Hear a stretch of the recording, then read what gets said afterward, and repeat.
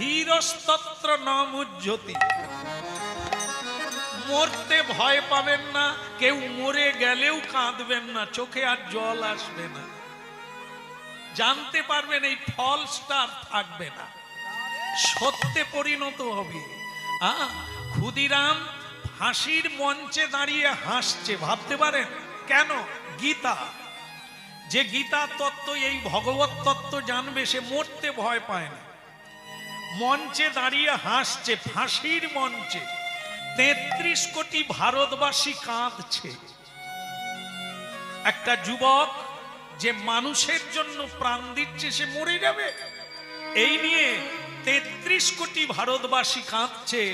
ক্ষুদিরাম হাসছে, সে বলে দিল, তোমরা কাঁদছো কেন? আমি কি মরে যাচ্ছি নাকি?